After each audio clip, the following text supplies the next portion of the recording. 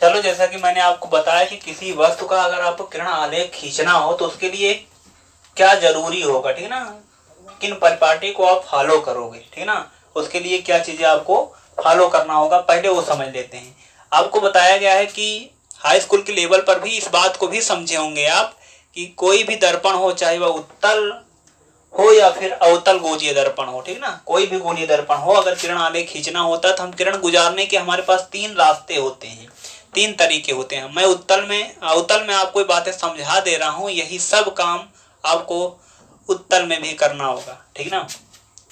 तो देखिए इसमें क्या होगा, ये एक मिरर यहाँ पर M1 M2 लिया गया है, जितने दूर तक पेंट किया गया उसका मिडिल पॉइंट जो होगा पोल कहलाएगा। तो यहाँ पर हमारे पास 3 रास्ते होते हैं जहां से हम किरण गुजारेंगे। पहला तरीका मतलब पहला रास्ता जो होगा वो मुख अक्ष के समांतर किरण को गुजारा जाएगा, ये वाला होगा, मुख अक्ष के समांतर किरण गुजारेंगे। दूसरा जो होगा मुख फोकस से गुजारा जाएगा, ठीक ना, दूसरा जो हमारे पास तरीका और रास्ता होगा वह मुख फोकस होगा। और तीसरा जो होगा वो वक्रता केंद्र होगा, ठीक ना। यही 3 से हम किरण को गुजारेंगे।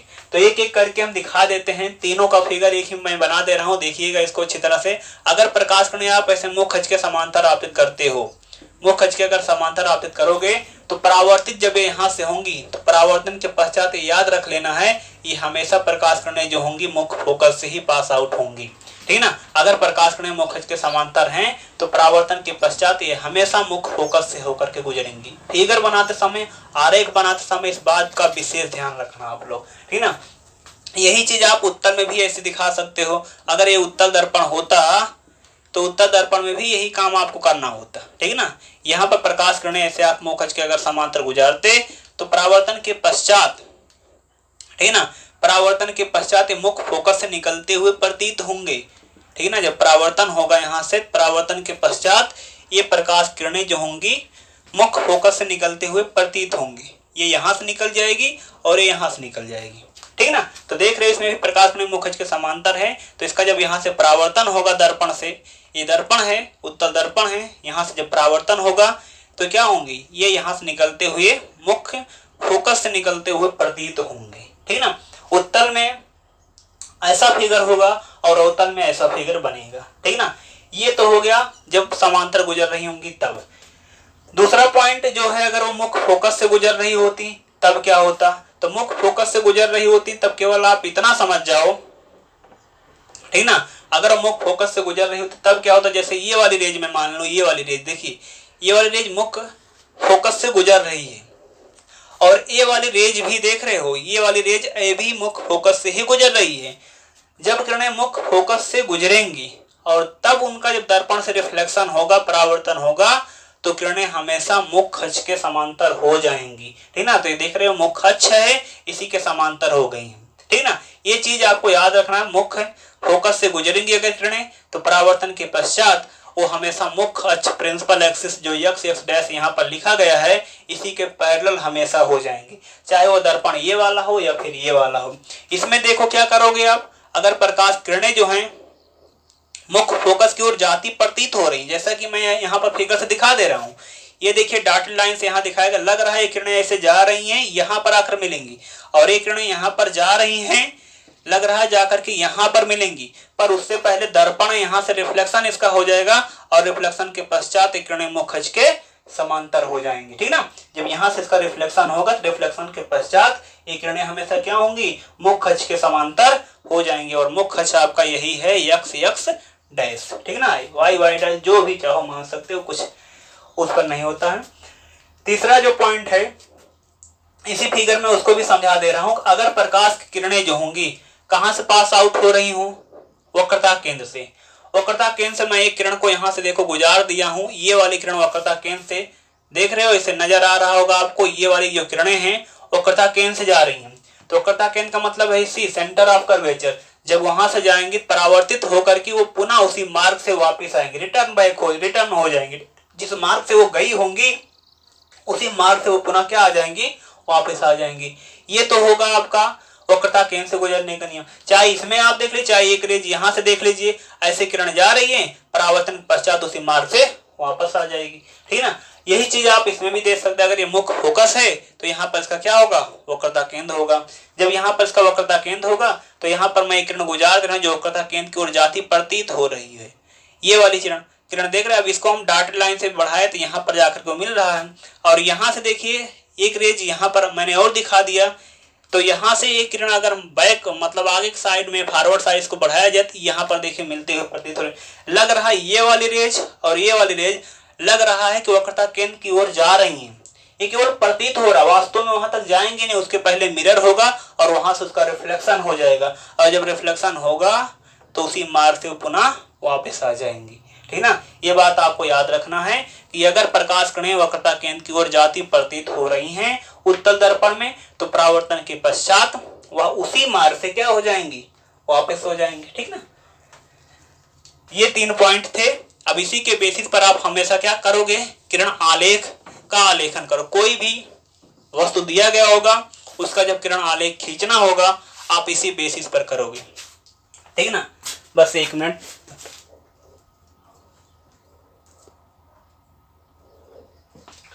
चलो फिर देखते हैं किरण आलेख। अब इसके बाद आपको एक हेडिंग जो पढ़ना है वो ये है कि अलग अलग स्थितियों में अवतल दर्पण के द्वारा प्रतिबिंब का बनना एवं उत्तल दर्पण द्वारा प्रतिबिंब का बनना। ठीक ना, मतलब उनकी पोजीशन अलग अलग होगी तो इमेज फॉर्मेशन कैसे हो रहा है। ठीक ना, अलग अलग स्थितियां रहेंगी उत्तल दर्पण में भी और अवतल दर्पण में भी, तो इमेज कैसे बन रहा है, छोटा कब बनेगा, बड़ा कब बनेगा, बराबर कब बनेगा, उल्टा कब बनेगा, सीधा कब बनेगा। ठीक ना, ये सभी पॉइंट जो होते हैं सब पोजीशन डिपेंडेंट होती हैं। स्थिति बदलेगी उनमें कुछ ना कुछ परिवर्तन आएगा। ठीक ना, स्थितियां अगर दर्पण से वस्तु की स्थिति बदल रही होगी तो उनके इमेज जो बन रहे होंगे उनके आकार में, ठीक ना, परिवर्तन आएगा। ठीक, उनके आकार में परिवर्तन आएगा, उनकी प्रकृति भी बदलेगी, उनकी प्रकृति में भी परिवर्तन आता है। ठीक ना, ये सब पॉइंट आपको इसमें बताया जाएगा।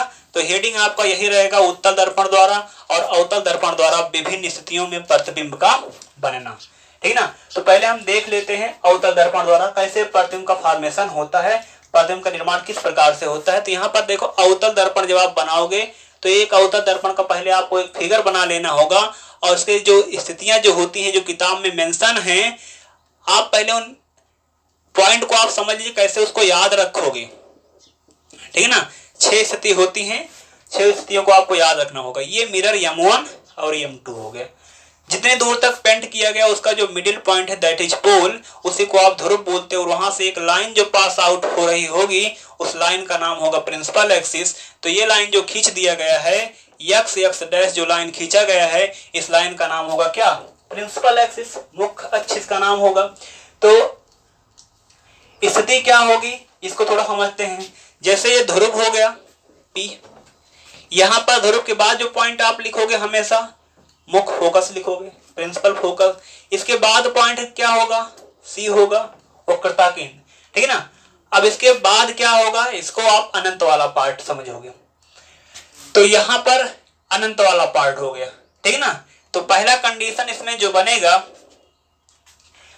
कि जब वस्तु कहां पर हो, अनंत पर हो। अनंत मतलब ये हुआ कि दर्पण जो है ये नहीं बहुत दूर हो, इसका मतलब दर्पण के आकार जो है उसके तुलना में, ठीक है ना, दर्पण के आकार की तुलना में इसका जो मतलब ये जो दूरी है ये बहुत बड़ी है।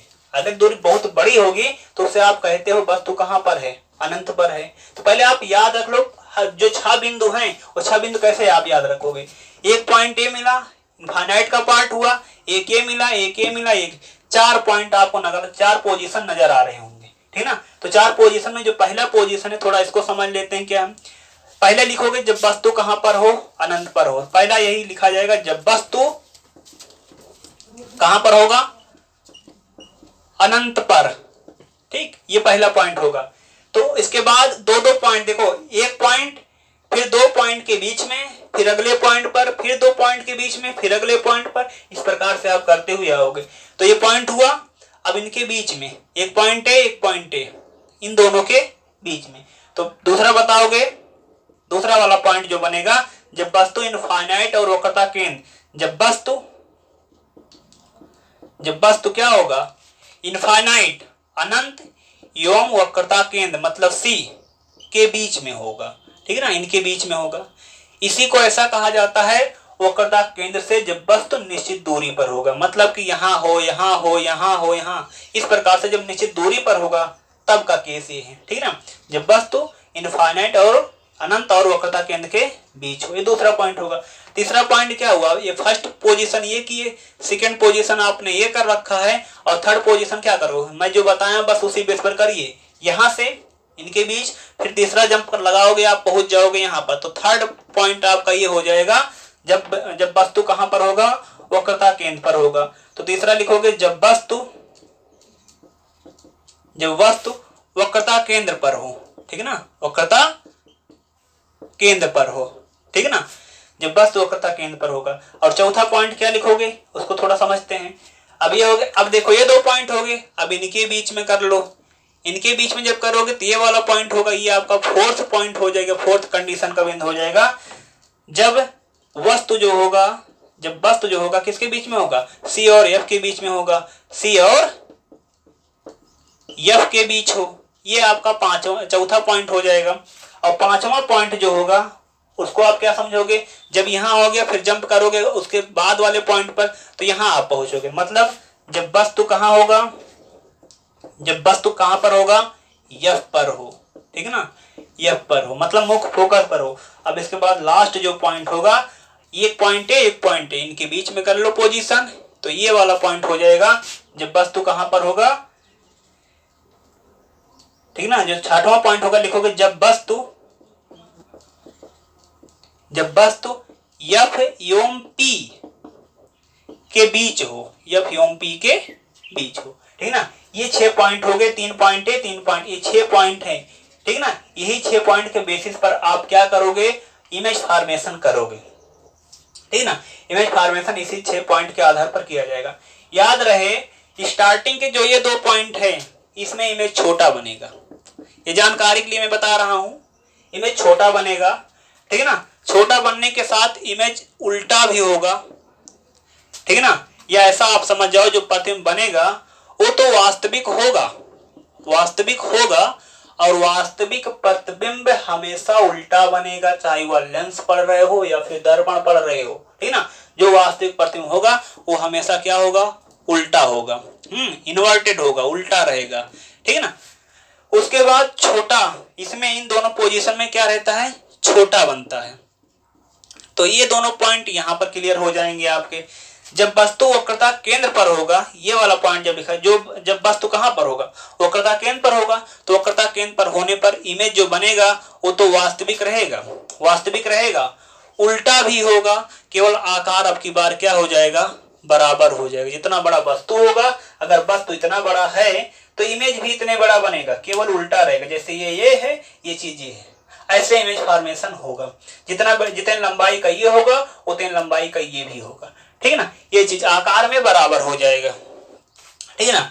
उसके बाद के जो दोनों पॉइंट हैं, जैसे ये दोनों पॉइंट जो देख रहे हो आप लोग, ये वाले दोनों पॉइंट, इसमें तो इमेज जो बनता है वो वास्तविक तो होता है, और जो वास्तविक है तो हमेशा इमेज क्या बनेगा, उल्टा बनेगा, तो वास्तविक उल्टा तो हो गया, लेकिन इसमें छोटा है, इसमें बराबर है, इसमें क्या बन जाता है, इन दोनों केस में क्या होता है, बड़ा बन जाता है, ठीक ना। ये वाला केस हो गया। तो आपके 5 पॉइंट यहाँ पर हो जाएंगे। इसी प्रकार से जो छठवां बिंदु है, जो छठवां पॉइंट होगा, जब वस्तु एफ और पी के बीच में होगा, इसमें आप ये समझो कि इसमें जो वस्तु की प्रकृति होती है, प्रकृति बदल जाती है, और जो वास्तविक प्रतिबिंब होता है क्या होता है, यहाँ पर कैसा बन जाएगा, आभासी बन जाएगा, वर्चुअल इमेज फॉर्म में होगा, वर्चुअल इमेज बनेगा, आभासी प्रतिबिंब। और आभासी प्रतिबिंब याद रख लो, आभासी प्रतिबिंब सदैव सीधा बनेगा, ठीक ना, सदैव सीधा बनेगा, और आकार में क्या कैसे बनता है, बड़ा बनता है, ठीक ना। ये तो हो गया उत्तल दर्पण द्वारा, अवतल दर्पण द्वारा विभिन्न स्थितियों में प्रतिबिंब का बनना, यह उत्तल दर्पण द्वारा है, ठीक ना। अवतल दर्पण द्वारा विभिन्न स्थितियों में प्रतिबिंब का बनना। याद रहे ये पॉइंट किस प्रकार से मैं लिखा हूं, ये चीज मैंने आपको पहले बता दिया। पहला पॉइंट, कोई दो, पहले एक पॉइंट पर, फिर 2 पॉइंट के बीच में, जो 2 पॉइंट हो उनके बीच में, फिर अगले पॉइंट पर जंप कराओ, फिर अगले 2 पॉइंट के बीच में, फिर अगले पॉइंट पर जंप कराओ, फिर अगले 2 पॉइंट के बीच में। यहाँ ये नहीं सोच लेना है कि क्यों नहीं ध्रुव लिया गया, ध्रुव जो है वो दर्पण का बिंदु है, और दर्पण पर ही होगा तो वहीं पर उसका इमेज बन जाएगा। जो भी ऑब्जेक्ट होगा वहीं पर उसका इमेज बन जाएगा, उससे आपको कोई पॉइंट मतलब नहीं निकलेगा, ठीक है ना। जो इमेज फॉर्मेशन करना होगा वो यहीं से इसी 6 पॉइंट के बेस पर आप करोगे, ठीक है ना।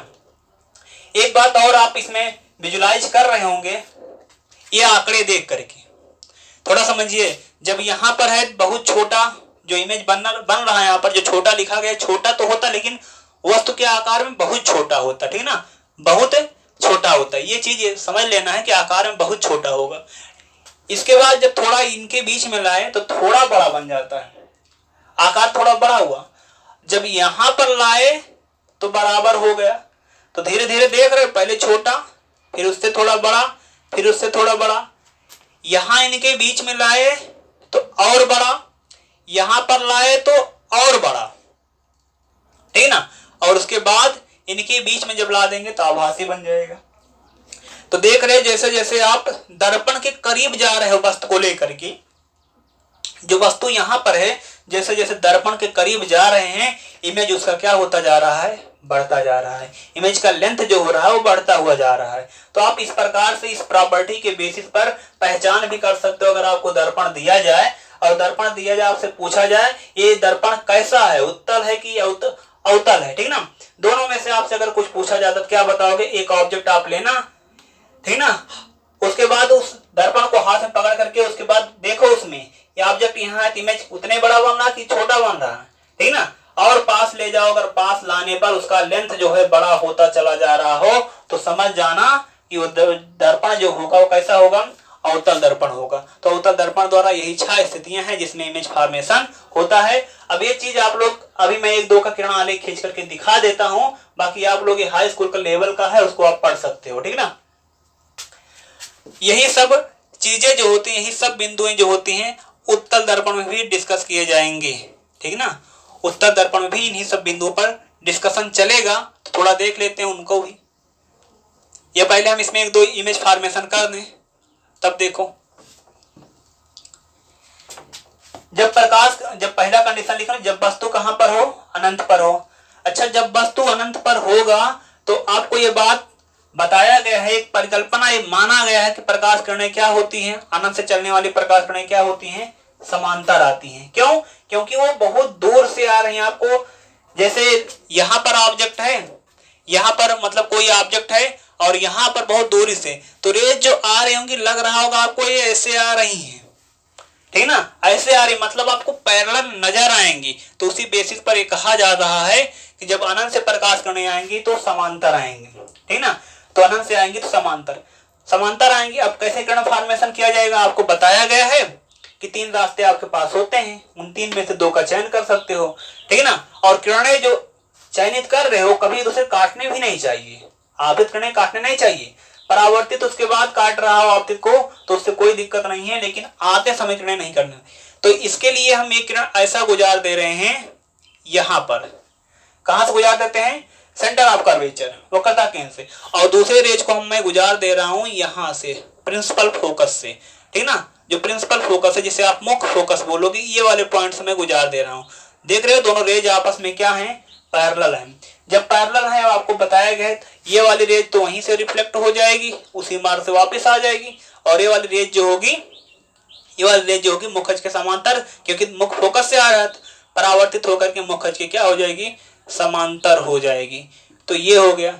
और जहां पर 2 परावर्तित किरणें काटती हैं वहीं पर हमेशा इमेज फॉर्म होता है, ठीक ना। जहां पर 2 परावर्तित किरणें काटेंगी हमेशा वहीं पर क्या होगा, इमेज फॉर्मेशन होगा। अगर परावर्तित किरणें वास्तव में काट रही होंगी तो वास्तविक प्रतिबिंब बनेगा। अगर वो वास्तव में नहीं, अगर हम उसे कल्पना मतलब डॉटेड लाइन से रचना करके बढ़ाते हैं, ठीक ना, तब जो इमेज बनेगा वो इमेजिनरी बनेगा, मतलब कि काल्पनिक बनेगा। जैसे आप आभासी प्रतिबिंब बोलोगे, वर्चुअल इमेज बोलोगे। तो यहाँ पर किरणें वास्तव में काट रही, इसलिए इमेज तो वास्तविक बनेगा, लेकिन ये आकार जो वस्तु होगा उसके आकार की तुलना में यहाँ पर जो इमेज फॉर्म होगा इसका आकार बहुत छोटा होगा। रीजन क्या है, क्योंकि ऑब्जेक्ट बहुत दूर है। जब ऑब्जेक्ट बहुत दूर होगा उसका जो विजुअल एंगल बनेगा, आंख पर दर्शन कोण जो बनेगा वो बहुत छोटा बनेगा। इसी कारण जो होगा आपको वस्तु जो होगा बहुत छोटा नजर आएगा, ठीक है ना। जैसा कि आप जानते हो कि जो चंद्रमा होता है, सूर्य होते हैं, बहुत बड़े आकार के हैं। पर आपको नजर आते हैं छोटे, उससे बड़े तो आपको एक ट्रक, एक बस नजर आता होगा। क्यों? क्योंकि वो आपके पास होता है। जब कोई चीज पास होता है, नेत्र पर जो विजुअल एंगल फॉर्म करता है, दर्शन कोण बनाता है, वो बड़ा होता है। और जितना बड़ा दर्शन कोण बनेगा, उतने बड़ा जो होता है रेटिना आभास कर पाता है कि वो आकार उसका वस्तु जो है उतना बड़ा है, ठीक ना। तो अनंत पर है, इसलिए वस्तु यहाँ पर जो इसका इमेज फॉर्म होगा वो कैसा हो जाएगा? बहुत छोटा बिंदुवत बनेगा, ठीक ना। केस नंबर सेकंड वाला आप देख लीजिए। केस नंबर सेकंड क्या है, इसको भी थोड़ा समझ लेते हैं, ठीक। केस नंबर सेकंड ये है, जब वस्तु कहां पर होगा? इनफाइनाइट और सी के बीच में होगा। हाँ, एक बात और कि जब भी ध्रुव के बाएं साइड अवतल दर्पण में इमेज बनेगा तो हमेशा उसकी नेचर कैसी होगी? वास्तविक होगी। और जो प्रतिबिंब वास्तविक होगा वो हमेशा उल्टा होगा। जो वास्तविक होगा वो हमेशा क्या बनेगा? उल्टा बनेगा। बाएं साइड में हमेशा वास्तविक बनेगा अवतल में, और दाएं साइड में क्या बनेगा? आभासी बनेगा। तो दूसरा पॉइंट जो है इसको डिस्कस करते हैं। जब वस्तु अनंत वक्रता केंद्र के बीच में हो, या ऐसा कह सकते हैं वक्रता केंद्र से निश्चित दूरी पर हो। दोनों पॉइंट एक ही हैं, वक्रता केंद्र से निश्चित दूरी पर हो या इनफाइनाइट और सी दोनों के बीच में हो। तो इसको मैं यहां कर दे रहा हूं, देखो ये वाला जो मैं यहाँ पर लाइन खींच रहा हूँ, ये पोजीशन हो गई है सी से एक फाइनाइट लेंथ पर, एक निश्चित दूरी पर। ऑब्जेक्ट यहाँ पर है, ठीक ना। इसको मैं मान लेता हूँ ऑब्जेक्ट ओ ओ डैश यहाँ पर हो गया, ठीक ना। जब यहाँ पर आपका ऑब्जेक्ट हो गया तो आपको बताया गया 3 रास्ते होते हैं किरण गुजारने के।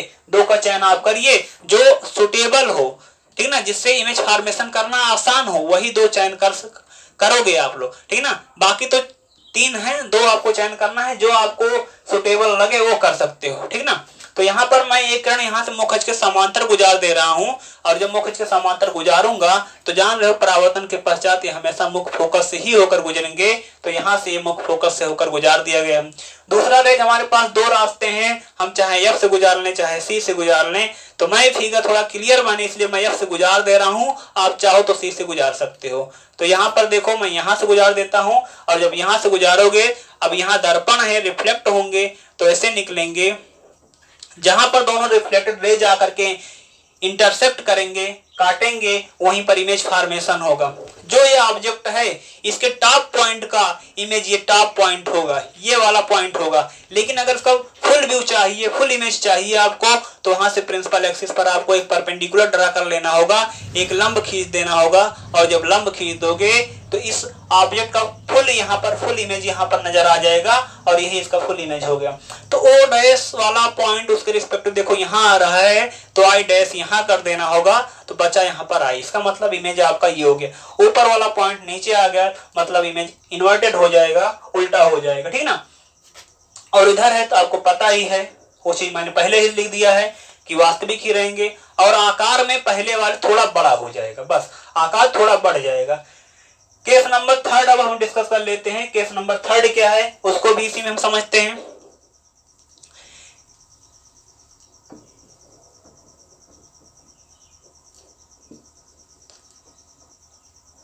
जितने बातें आपको बताया जा रहा है, अगर इससे भी आपको कोई प्रॉब्लम होगी तो आप कमेंट करिएगा और अपने सुझाव बताइएगा, आपको इसमें क्या और चाहिए, क्या आपको नहीं समझ में आया। जो कुछ भी कमियां होंगी आप उसे कमेंट बॉक्स में आप लिख देना, या फिर व्हाट्सएप ग्रुप पर आप मैसेज कर देना, ठीक ना, कि सर ये पॉइंट मुझे नहीं क्लियर हुआ, इसे आप फिर एलिब्रेट कर दीजिए। अगर आप लोग इस बात को समझोगे और एक उसके बाद अगर आप लोग इतना कमेंट कर दोगे तो मैं एक कंफ्यूजन क्लास लेकर आ जाऊंगा। जो चीजें आपको दिक्कत रहेंगी वो पॉइंट मैं फिर डिस्कशन कर लूंगा उसका। तो चलिए इसी क्रम में मैं आपको तीसरा पॉइंट बता रहा हूं कि जब वस्तु कहां पर होगा, वक्रता केंद्र पर होगा। आपकी पोजीशन यहां से हटा करके हम कहां लेकर आ रहे हैं, यहां पर ला रहे हैं, सी पर। जब सी पर पोजीशन लेकर आओगे, यहां पर पोजीशन लेकर आओगे, अब करेंगे क्या, यहां पर ऑब्जेक्ट आप रख देना, यहां पर ऑब्जेक्ट हो गया ओ ओ डैश। तो हमारे पास 2 ही 3 रास्ते होते हैं, एक रास्ता ब्लॉक हो चुका क्योंकि ये तो यहीं पर है, तो एक समांतर बचा, एक समांतर गुजार दी, परावर्तित होकर के जहां से जाएगा मुख्य फोकस हो जाएगा। दूसरा किरण जो गुजारेंगे यही रास्ता ही बचा, या फिर इसलिए एफ से गुजारना ही पड़ेगा, एफ से गुजार दिया गया, परावर्तित होगा तो ये बन जाएगा। तो यहाँ पर देख रहे किरणें यहीं पर आकर के इंसिडेंट कर दे रही हैं, यहीं से ये वाले पॉइंट का इमेज यहाँ पर बनेगा। फुल इमेज के लिए हम वहां से परपेंडिकुलर ड्रा कर लेंगे ये चीज, और यहाँ पर इसका इमेज बन जाएगा आई डैश आई, ठीक ना। तो इसमें क्या होगा, जितना बड़ा आपका ऑब्जेक्ट होगा उतने बड़ा क्या होगा, इमेज होगा, और जस्ट उसी के नीचे बनेगा। जो चीज आप ऐसा देख रहे हो वही चीज बनेगा, केवल ऐसा हो जाएगा, ठीक ना, ऐसे उल्टा इन्वर्टेड हो जाएगा।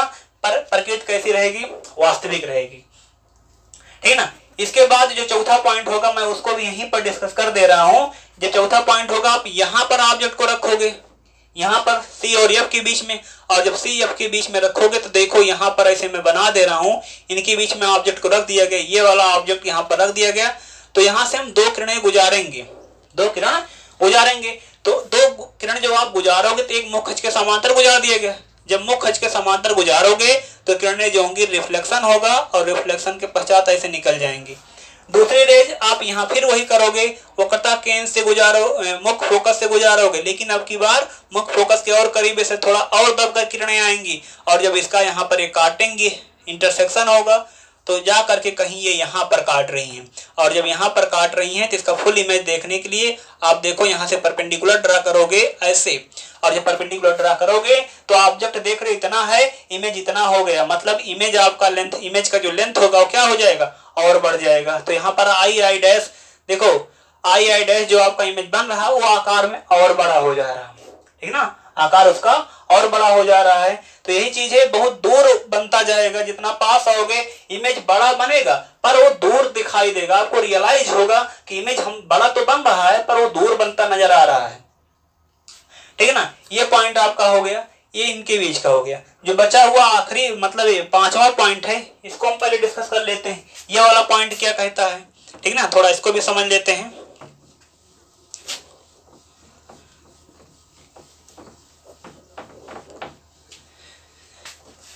देखते हैं पांचवें पॉइंट में क्या है। एक अवतल दर्पण यहां ले रहे हैं, ठीक ना। अवतल दर्पण में जो पांचवा बिंदु है वो पांचवा बिंदु आप देख सकते हो, पहले भी यहाँ पर मैंने लिखा था, आप उसको बैक करके देख भी सकते हो। क्या था वो पॉइंट, पांचवा पॉइंट हुआ था जब ऑब्जेक्ट जो है सी और एफ, ये सी हो गया, एफ हो गया, पी हो गया। पांचवा बिंदु ये होगा जब वस्तु कहां पर होगा, मुख्य फोकस पर होगा। तो अब की बार ऑब्जेक्ट हमने मुख्य फोकस पर रख दिया, ठीक है ना। जो ऑब्जेक्ट हमारा है ओ डैश, उसको हमने यहीं पर रख दिया। ये हमारा मिरर है एमोनियम 2, ठीक है ना। यहां से हम रेज गुजारेंगे, हमारे पास जानते हो तरीके, रास्ते जो होते हैं 3 होते हैं। अब यहाँ एफ पर है, जहां पर है, जिस बिंदु पर, जिस पर्टिकुलर पॉइंट पर होगा वो पॉइंट हमेशा ब्लॉक समझना, वहां से मत डालना, ठीक ना। किरण आरेख खींचना तो आसान रहेगा। तो एक रेज हम यहां से गुजार दिए हैं ऐसे। जब उस प्रकार समांतर गुजारोगे परावर्तन के पश्चात वो मुख्य फोकस से निकल जाएगा, ऐसे निकल जाएगा रेज, ठीक है ना। इस प्रकार से रेज आपका निकलेगा यहाँ पर, ठीक है ना। दूसरी रेज तो हम यहाँ से गुजार नहीं सकते, इसलिए एक रेज जान रहे हो ऑब्जेक्ट है, हर दिशा में रेज जा रहा होगा, तो एक रेज हम ऐसे निकाल दे रहे हैं यहाँ से ऐसे, ठीक है ना। लग रहा है वक्रता केंद्र की, वक्रता केंद्र से निकल रहा है, ठीक है ना, यहाँ से इसे गुजार दिया गया। तो रिफ्लेक्शन जब होगा वो उसी मार्ग से क्या हो जाएगी, वापस चली आएगी, तब कि उसी मार्ग से आप वापस कर दोगे। जब यहाँ से वापस आएगा इसको हम बैक करते आएंगे, ठीक है ना, क्योंकि वास्तव में रिफ्लेक्ट होकर इसी मार्ग से जब आएगा तो बैक करोगे, तो बैक करने पर एक किरणें कहीं ना कहीं जा करके बहुत अधिक दूरी पर जा करके क्या करेंगी, काट देंगी। तो ये जितनी पोजीशन पर रखा गया उसकी तुलना में दूरी बहुत बड़ी होती है, इसलिए कहा जाता है प्रतिबिंब अनंत की ओर बनेगा, पर आकार में देख रहे हो, आकार में ये बड़ा बनेगा, ठीक ना। आकार अगर इसका देखा जाए तो आई डैश आई जो होगा बहुत बड़ा होगा, ठीक ना। तो आकार तो इसका बहुत बड़ा होता है, पर इमेज कहाँ बनता है, अनंत की ओर बनता है। ये पांचवा पॉइंट आपका हो गया। तो बचा हुआ जो अवतल दर्पण में लास्ट पॉइंट होगा उसको भी हम बता देते हैं यहीं पर, उसको भी आप समझ जाना, ठीक ना। जो आखिरी बिंदु है, यही आखिरी बिंदु में ही इमेज जो होता है आभासी बनता है। 5 केस में वास्तविक प्रतिबिंब बनते हैं, जो आखिरी केस जो मैं डिस्कस करने चल रहा हूं इसमें क्या बनेगा, आभासी प्रतिबिंब बनेगा। तो ये जान रहे हैं मुख्य फोकस हो गया, इन्हीं के बीच में ऑब्जेक्ट यहाँ पर रख दिया गया है, ऑब्जेक्ट यहाँ ओ डैश इन्हीं के बीच में रख दिया गया है। और जब इनके बीच में इमेज मतलब ऑब्जेक्ट को रख दिया जाएगा तब देखिए यहाँ से हम 2 रेज गुजारेंगे। एक रेज जो हम गुजार रहे हैं वो मुख्य अक्ष के समांतर गुजार रहे हैं। मुख्य अक्ष के समांतर किरणें परावर्तित होती हैं जब हमेशा वो मुख्य फोकस से निकलेंगी। ये बात मैंने आपको पहले बता दिया है, ठीक ना। किरण आलेख खींचने से पहले बात मैंने आपको बताया था। तो ये चीजें हो गई, यहाँ परावर्तित हुआ तो ऐसे निकल जाएंगी। और जो दूसरी रेज होंगी, ठीक ना, अगर दूसरी रेज आप गुजारोगे तो चाहे आप यहां से गुजार लीजिए या फिर यहां से गुजार लीजिए, ठीक ना। अगर दूसरी रेज आप गुजारोगे, हम मान लीजिए यहां पर यहीं से गुजार देते हैं, ठीक ना। तो यहां से जब वक्रता केंद्र से गुजारेंगे तो देख रहे हो ये किरणें मैं यहां से डॉटेड लाइन से, क्योंकि वास्तव में यहां से जाएंगी इसलिए यहां तक डॉट लाइन कर दे रहे हैं, अब यहां से कर देते हैं, ठीक ना। ये रियल हो गया। यहां से अगर करोगे रिफ्लेक्ट होकर उसी मार्ग से वापस भी आएगा, क्योंकि ये पॉइंट क्या है, वक्रता केंद्र से जो गुजरती है ऐसा होता है। तो जब ये रिफ्लेक्ट रेज यहाँ पर आएगी तो ऐसे आ जाएगी। अब देखो इसी को मैं गाढ़ा कर दे रहा हूँ, डार्क कर दे रहा हूँ, समझ लेना ये क्या है, परावर्तित किरण इसी मार्ग से आ रही है तो ऐसे देख रहे हो ये वाली डिस्टेंस बढ़ती जा रही है। रेज पहले ऐसे हैं, ऐसे हो रही हैं, ठीक ना। ये इधर जा रही है, इधर, मतलब इनका तो ऐसा है, पहले ये थे अब ऐसे हो जाए, इसका मतलब कहीं आगे चल करके कटान पॉसिबल नहीं है, इंटरसेक्शन पॉसिबल नहीं है। तो ये जो पीछे आ रहे हैं इनके बीच का जो सेपरेशन है, डिस्टेंस है, देख रहे हो लगातार बढ़ता जा रहा। अगर लगातार बढ़ रहा है, इससे ज्यादा ये, इससे ज्यादा ये, इससे ज्यादा ये, इससे ज्यादा ये, ऐसे बढ़ता हुआ जा रहा है, इसका मतलब ये बैक साइड में इधर कहीं पर काट नहीं रही है। जब नहीं काट रही इसको हमें बैक करना होगा, और जब हम बैक करेंगे इस रेज को तो यहाँ पर देख रहे हैं बैक करने पर ये रेज जो होती है आ करके इस वाले पॉइंट पर इंटरसेप्ट कर जा रही हैं, काट दे रही हैं। वास्तविक किरणें ये नहीं, क्योंकि वास्तविक किरण तो इधर आ गई है, इसे हमें बढ़ाना पड़ रहा है क्योंकि इधर नहीं काट रही हैं, तो बढ़ाना पड़ रहा बैक साइड में। इसका मतलब ये पॉइंट जो होगा ये हमारा वर्चुअल पॉइंट होगा, ठीक ना। ये वर्चुअल पॉइंट होगा, मतलब कि आभासी बिंदु होगा। और जब वो आभासी बिंदु होगा, जो इमेज वहां पर बनेगा कैसा होगा, आभासी होगा। देख रहे हो नीचे वाली किरण नीचे रह रही, ऊपर वाली ऊपर, इसका मतलब इमेज सीधा बन जाएगा, इमेज सीधा बन जाएगा। ये ऑब्जेक्ट है, ये इमेज हो गया। तो ओ के respective I, O dash respective I dash, I का मतलब इमेज, ओ का मतलब ऑब्जेक्ट, ठीक ना। तो ये चीज हो गया। और जो इमेज आभासी बनता है, मैंने आपको बताया था आभासी प्रतिबिंब हमेशा क्या बनता है, सीधा बनता है। और आकार आप देख ही रहे हो, आकार कैसा है, बड़ा है। अब इसके बाद जो आप बात करोगे वो बात होगा उत्तल दर्पण द्वारा, ठीक ना। इसके बाद जो बात चलेगी वो उत्तल दर्पण द्वारा चलेगी, ठीक ना। उत्तल दर्पण द्वारा याद रहे कि उत्तल दर्पण द्वारा जो इमेज बनता है वो इमेज हमेशा आभासी होता है। उसका एक नेचर ये है, वो हमेशा क्या होगा, आभासी होगा। लेकिन वस्तु के आकार से हमेशा क्या होगा, छोटा होगा। और जो आभासी प्रतिबिंब होता है वो जानते हो हमेशा क्या होता है, सीधा होता है। और आकार में उत्तल अगर रहेगा, आकार में हमेशा क्या होता है, छोटा होगा। लेकिन अगर वह उत्तल दर्पण है, अवतल दर्पण है और आभासी प्रतिबिंब बना, तो इसका आभासी प्रतिबिंब जो होता है हमेशा क्या बनता है, बड़ा बनता है। आभासी तो रहता है तो सीधा भी रहेगा, लेकिन इसमें क्या होगा, बड़ा। तो इसमें आभासी बड़ा अगर मिला तो आप अवतल पर टिक कर जाओगे, अगर आभासी छोटा मिला तो आप उत्तल पर टिक कर जाओगे। और अगर आभासी पर बराबर मिल गया, ठीक ना, आकार में बराबर, तो आपको समझ जाना होगा ये कैसा दर्पण होगा, समतल दर्पण होगा, ठीक ना। ये जो दर्पण आपका रहेगा वो कैसा रहेगा, समतल दर्पण रहेगा, ठीक ना। यही इतना आपका इसमें समझ लेना है कि उत्तल दर्पण द्वारा इमेज जो फॉर्म होगा वो हमेशा आभासी होगा, सीधा होगा, आकार में छोटा होगा। लेकिन अगर अवतल दर्पण है तो उससे जो आभासी प्रतिबिंब बनेगा लास्ट केस में, जब वस्तु F और P के बीच में होता है तो आभासी बनता है, ठीक ना। और आभासी बनेगा तो सीधा भी होगा, और सीधा इमेज हमेशा इसमें क्या बनता है, इसमें बड़ा बनता है, ठीक ना। ये अवतल होगा। लेकिन आभासी है और आकार वस्तु के बराबर है, तो ऐसा केवल एक दर्पण में संभव होता है, जिसका नाम होता है समतल दर्पण, ठीक ना। ये इतना था, अवतल दर्पण संबंधित जो पॉइंट थे वो क्लियर हो गए हैं। अब इसमें क्या होगा, जो उत्तल दर्पण है इसमें, इसका मैं किरण आलेख यहाँ नहीं खींच रहा हूँ, केवल आपको बता दे रहा हूँ, इसी बेस पर आप समझ जाना इसको, ठीक ना। जैसे इसमें ये है कि चाहे वस्तु की पोजीशन चाहे जहां पर हो, चाहे वो अनंत पर हो, अनंत वक्रता केंद्र के बीच, जो 6 केस आपको डिस्कस किए गए हैं आपके सामने, उनमें से ऑब्जेक्ट पोजीशन कहीं पर भी हो, चाहे वो अनंत पर हो, अनंत वक्रता केंद्र के बीच हो, वक्रता केंद्र पर हो, वक्रता केंद्र मुख्य फोकस के बीच हो, मुख्य फोकस पर हो, मुख्य फोकस ध्रुव के बीच हो, इन 6 केस में वो कहीं पर ऑब्जेक्ट अगर आपका रखा गया होगा तो ठीक ना। तब भी हर एक कंडीशन में जो उत्तल दर्पण होगा, इसमें इमेज जो होगा, जो फॉर्म होगा, वो पी और एफ के बीच में बनेगा। पी और एफ मतलब पोल और फोकस, इन दोनों के बीच में बनेगा। और जो इमेज फॉर्म होगा उसकी जो नेचर होगी, उसकी जो प्रकृति होगी, वो प्रकृति यही होगी, आभासी, सीधा, छोटा। याद रखना है, आभासी प्रतिबिंब कभी सीधा, आभासी प्रतिबिंब कभी उल्टा नहीं बनेगा, ठीक ना। जितने भी आभासी प्रतिबिंब होंगे वो सभी प्रतिबिंब हमेशा क्या होंगे, सीधा होंगे। चाहे आप दर्पण पढ़ रहे हो या फिर लेंस पढ़ रहे हो, दोनों के केसेस में बातें चलेंगी। ये थोड़ा पॉइंट आप क्लियर कर लेना होगा।